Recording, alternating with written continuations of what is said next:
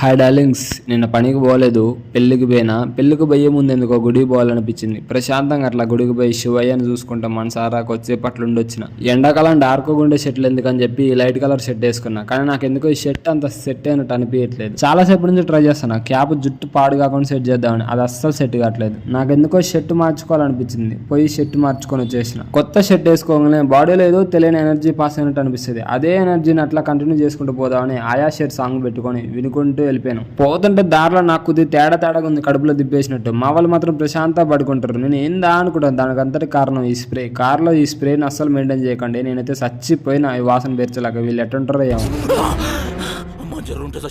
దారిలో కారు ఆపేర్రు. ఈ గ్యాప్ లో పోయి నిమ్మకాయలు కొనుక్కొచ్చుకున్నా. వీటి వాసన చూస్తే కొంచెం సెట్ అవుతుందని. మనలో ఎండకి చల్లగొట్టని స్ప్రైట్ తీసుకొచ్చారు. ఆ దాగాక నాకు ఇంకా తేడా కనిపించింది. ఇంకా పెళ్లి ముచ్చట్లకు వస్తే పొద్దున 7:30 జరిగిన పెళ్లికి మేము 1:30కు పోయినాం. మంచిగా భోజన టైంకి పోయినాం అనుకున్నాం. అప్పుడు ఫోటో సెక్షన్ నడుస్తుంది. అట్లా ఒక ఫోటో ఇచ్చేసినాం. ప్రతి పెళ్లిలో ఇట్లాంటి చిన్న పిల్లలు అటు ఇటు ఉరుకుతా ఉంటారు. వీళ్ళు కూడా అట్లనే ఉరుకుతారు. ఒకసారి తినండి.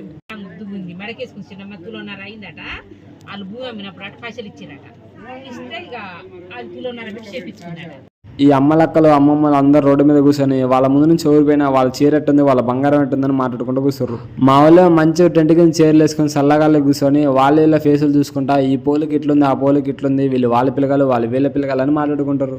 ఈ వైట్ షర్ట్ వేసుకున్న పెద్ద మనిషి అయితే వెరీ టాలెంటెడ్. ఫేస్ చూసి చెప్పేస్తారు ఎవరు పిల్లగాళ్ళని. బాయ్ సూట్ వేసుకున్న స్టైల్లో నడుచుకుంటా పెళ్ళంతా ఆయన నడిపిస్తున్నట్టు కనపడతారు. చూసిరా, ఆయన పెళ్లి కూతురు తమ్ముడు. మన వల్ల కాదు బ్రో చాలా బాగా మేనేజ్ చేసిండు. వీళ్ళు ఏమంటారో నాకు తెలియదు. ఈయన పోతురాజు అంటారా లేకపోతే ఇంకేమంటారో నాకు తెలియదు.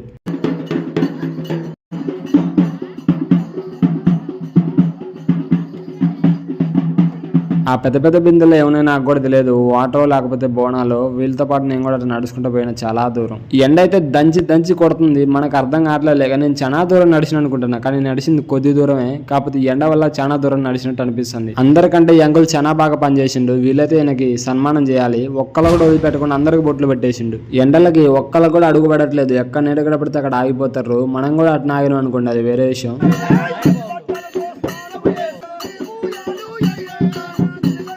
ప్రతి పెళ్లిలో కట్నాలు రాస్తారు కదా, ఆ బాధ్యత మనకే అప్పచెప్పారు. కాకపోతే మనం తెలుగుగా తప్పించుకున్నాం. అక్కడ నుంచి తప్పించుకొని అందరు ఈ పొలాలలో చల్లగా గుస్తారు. ఏందని ఇక్కడికి వచ్చినా వీళ్ళు చల్లగా గుస్సలేదు, సిట్టింగ్ వేస్తారు. ఈ స్ప్రైట్ మన కోసం అనమాట. తెలుసుగా మన అందరి దాగే దాగం, మనకంతా సపరేట్ ఉంటుంది. అలా ఉండాలి. అది ఉంటే చాలరా, ఆ తర్వాత ఏదైనా.